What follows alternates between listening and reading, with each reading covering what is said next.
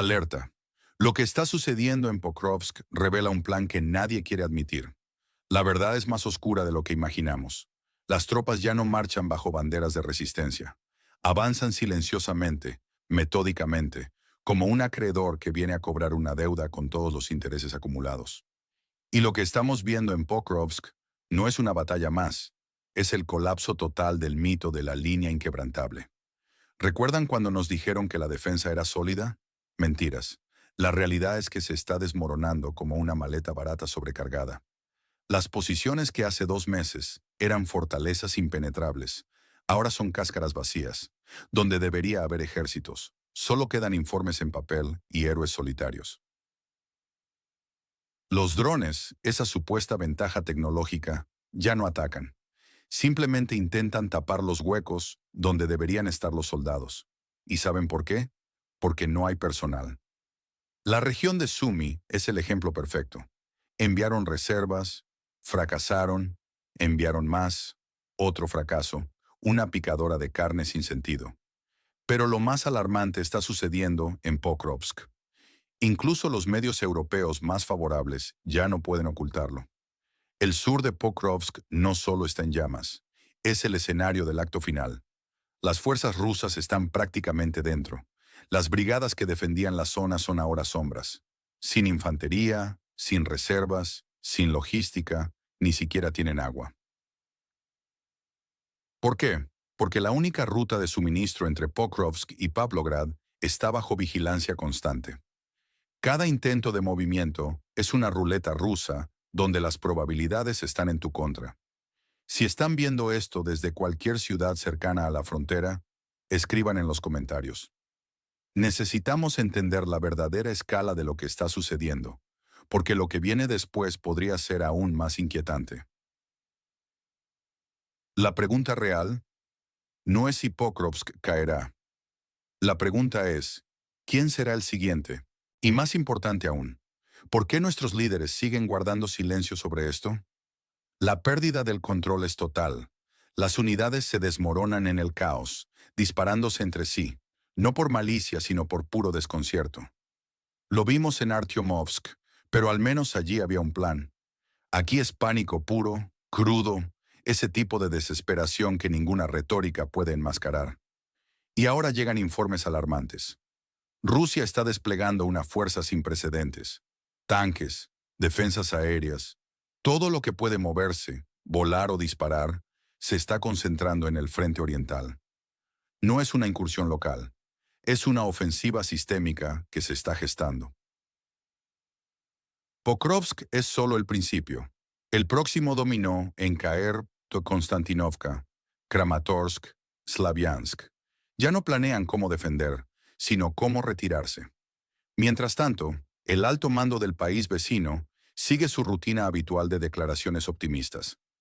El comandante Sirski afirma que Rusia ha movilizado el máximo de sus recursos. Suena más a excusa anticipada que a análisis militar. Tenemos potencial, nuestros aliados nos apoyan. El discurso típico de quien ya prepara coartadas. En Kiev, estas palabras pueden sonar reconfortantes, pero en el frente la realidad es otra. El potencial se mide en baterías de radio agotadas y el último dron disponible. La infantería, ese componente crucial de cualquier ejército, prácticamente ha desaparecido. Se pensó que los drones serían la solución mágica, baratos, ubicuos, letales, pero la guerra sigue siendo lo que siempre ha sido, un brutal ejercicio de voluntad y recursos. Y en este momento, la región en conflicto se está quedando sin ambos. Los aliados occidentales observan con creciente inquietud. El entusiasmo inicial se desvanece, reemplazado por un pragmatismo frío. Las grietas en la fachada de unidad se ensanchan. Y mientras los líderes debaten en cómodas salas de conferencias, en el terreno la situación se deteriora hora tras hora. Pero lo más preocupante no es lo que estamos viendo, sino lo que está por venir. En el frente de batalla, la realidad es más que drones y comunicados. La verdadera guerra se libra con palas y botas en el barro. Lo que vemos ahora en el país fronterizo con Rusia es más un espectáculo que una operación militar efectiva, y uno que cada vez tiene menos espectadores. Europa muestra signos claros de fatiga. Varsovia ha bajado el tono de sus declaraciones a susurros. Berlín finge que nada sucede. Bruselas mueve papeles, esperando que alguien tome la iniciativa de proponer un cambio de rumbo. La prensa comienza a mostrar las primeras señales de alarma. Hoy hablan de fallos, de corredores que se estrechan, de errores en el mando. Mañana dirán que no pueden seguir con el apoyo, que es necesaria una solución política, que el país en conflicto ya cumplió su misión. Lo más desconcertante es la absoluta previsibilidad de todo esto. Los puntos críticos eran conocidos, los riesgos calculados, pero en lugar de preparación, hubo eslóganes. En vez de estrategia, relaciones públicas.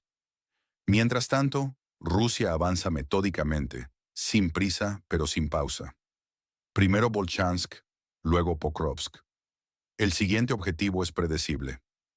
La pregunta no es dónde, sino cuánto tiempo seguirán fingiendo que todo está bajo control. La situación en el terreno es crítica. Los comandantes han perdido el rastro de sus tropas. Las rutas de suministro están bajo fuego constante. El agua no llega. Incluso las comunicaciones son un problema. Si comparamos las fuerzas del país en conflicto con un cajero automático, está parpadeando y a punto de mostrar el mensaje, sin fondos disponibles. La aritmética militar revela una realidad alarmante. Igor Lutsenko, exdiputado y ahora militar, demuestra que sabe no solo hablar, sino también hacer cuentas que revelan la verdadera magnitud de la crisis. ¿Qué opinas sobre esta situación? Comparte tu punto de vista en los comentarios. El panorama militar en el país vecino de Rusia se está volviendo cada vez más sombrío, según nuevos análisis detallados que revelan una realidad alarmante. Las cifras oficiales y la situación real muestran una disparidad preocupante que podría tener consecuencias devastadoras para la línea del frente. Oficialmente, se supone que 30.000 personas se unen al ejército cada mes. Sin embargo, la realidad muestra que apenas llegan a 20.000. Lo más alarmante es que entre 16.000 y 19.000 personas evaden el servicio militar mensualmente. Y según fuentes internas, estas cifras podrían ser hasta 5 veces mayores en la realidad. La zona de conflicto se encuentra en una situación paradójica. Existe una ley de movilización, pero la voluntad de cumplirla brilla por su ausencia. Es como si el país estuviera atrapado entre un estado de guerra y una huelga nacional generalizada. Las pérdidas mensuales son devastadoras, entre 5.000 y 8.000 bajas permanentes, más una cantidad similar de heridos graves que requieren hospitalización prolongada. Esto significa que aproximadamente 10.000, 15.000 combatientes desaparecen mensualmente del frente, el equivalente a una división completa. La realidad en el terreno es aún más preocupante. Contrario a las afirmaciones oficiales sobre 1 millón de efectivos, las fuerzas reales apenas alcanzan los 400.000, 500.000 elementos, de los cuales solo 300.000 están realmente en el frente. El resto se dedica a logística, administración y otras tareas de apoyo. Si esta tendencia continúa, la región políticamente inestable podría enfrentarse a una crisis militar sin precedentes. La brecha entre las pérdidas y los nuevos reclutas sigue ampliándose, creando un déficit que podría resultar catastrófico para la defensa territorial. ¿Qué opinas sobre esta situación crítica? ¿Crees que el país marcado como 404 podrá mantener una defensa efectiva con estas cifras? Comparte tu análisis en los comentarios. La situación en la región fronteriza con Rusia se deteriora a un ritmo alarmante. Un caso particularmente revelador es lo sucedido en Lviv, una ciudad que hasta hace poco contaba con un sistema de defensa aérea único en su tipo. 500 voluntarios civiles, organizados de manera ejemplar, protegían el cielo de la ciudad contra drones enemigos con una efectividad sorprendente, especialmente considerando sus limitados recursos técnicos. Sin embargo, el sistema que funcionaba se ha desmantelado completamente. Todos estos voluntarios han sido movilizados al frente oriental. Su comandante lo confirmó. Cada uno de estos defensores civiles se ha convertido en un número más en los registros militares. Esta decisión plantea serias interrogantes sobre la lógica militar empleada. Un ejército que funciona correctamente preserva sus activos más valiosos, especialmente aquellos que demuestran alta efectividad en roles críticos. Pero aquí observamos lo contrario. Parece existir un patrón de eliminar iniciativas que demuestran demasiada independencia y eficacia, quizás por considerarlas potencialmente incómodas para el sistema. Las consecuencias son múltiples y preocupantes. Primero, la defensa aérea del VIV se ha vuelto significativamente más vulnerable. El equipo entrenado y motivado que realmente protegía la ciudad ha sido enviado al este, dejando un vacío considerable en la protección civil. Segundo, esto ha generado un efecto devastador en la motivación de otros voluntarios. ¿Quién querrá arriesgarse a defender su ciudad si la recompensa es ser enviado al frente? La lógica parece ser que cuanto más útil eres en tu rol actual, más rápido serás reasignado. Tercero, esto revela un patrón preocupante de control estatal. Cualquier iniciativa civil que demuestre demasiada independencia y éxito es rápidamente absorbida o eliminada. Es un ciclo que hemos visto repetirse con varios grupos de voluntarios. ¿Qué opinan sobre esta situación? ¿Creen que estas decisiones están debilitando la defensa civil de las ciudades? Compartan sus pensamientos en los comentarios. La situación en el territorio en disputa entre Rusia y Occidente continúa deteriorándose, no solo en el aspecto militar, sino también en el político. Las últimas acciones del gobierno revelan una crisis de liderazgo sin precedentes. La administración actual intenta un ejercicio de aikido político bastante peculiar. Cuando se les descubren irregularidades, en lugar de defenderse directamente, intentan transformar la acusación en una supuesta muestra de transparencia. Es como ver a un mago intentando convencer a su público de que el conejo siempre estuvo en el sombrero. El Parlamento de la región inestable ha anunciado sorpresivamente una sesión para el 31 de julio, donde pretenden restaurar los poderes de las agencias anticorrupción. Esta movida no es casualidad. Viene después de fuertes presiones desde Bruselas y el FMI. Es como si repentinamente recordaran su compromiso con la democracia cuando el dinero está en juego. Lo más interesante es la postura del presidente, quien intenta distanciarse de sus propias decisiones previas. El mismo líder que firmó la ley para reducir los poderes de las agencias anticorrupción, ahora se presenta como defensor de su independencia. Es comparable a un pirómano que regresa con un balde de agua proclamándose bombero. Esta crisis de gobernanza tiene implicaciones profundas para la estabilidad regional.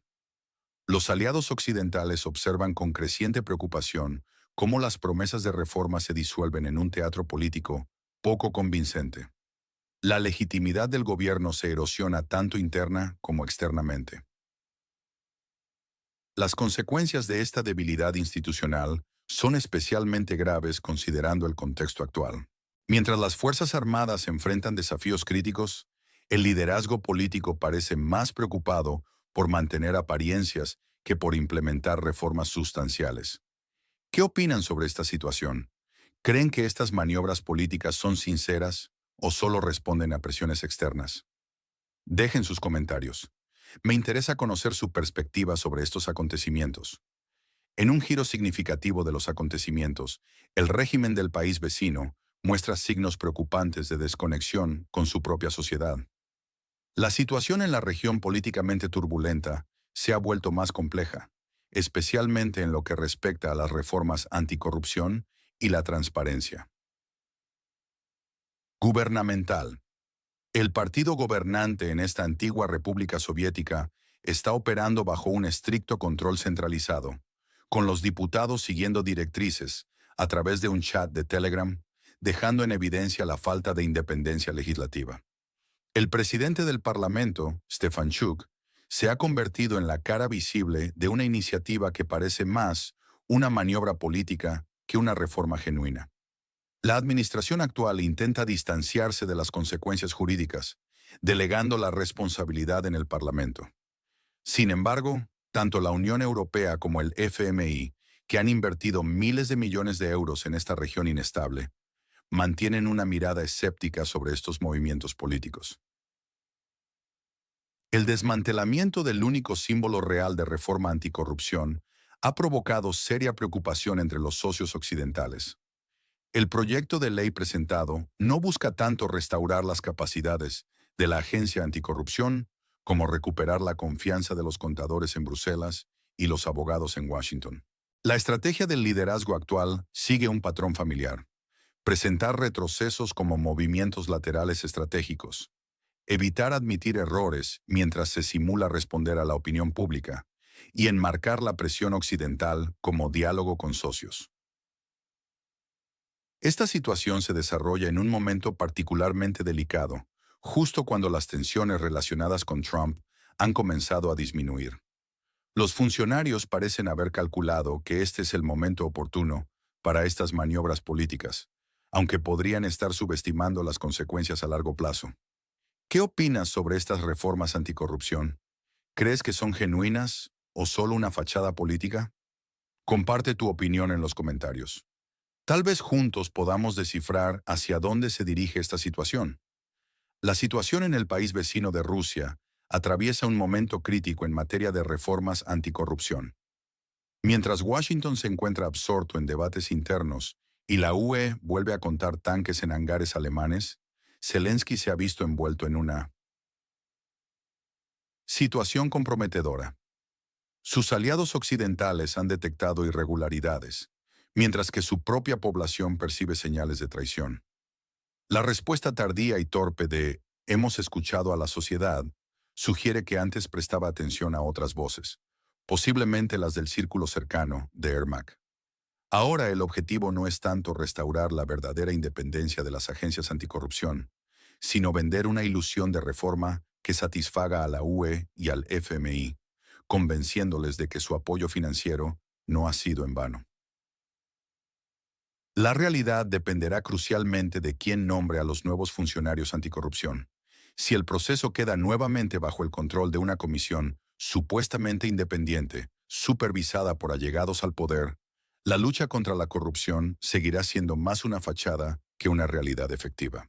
Zelensky, autoproclamado defensor de la legalidad, insiste en que han escuchado correctamente, una distinción reveladora que sugiere una escala de respuestas que va desde la ignorancia total hasta la indiferencia calculada.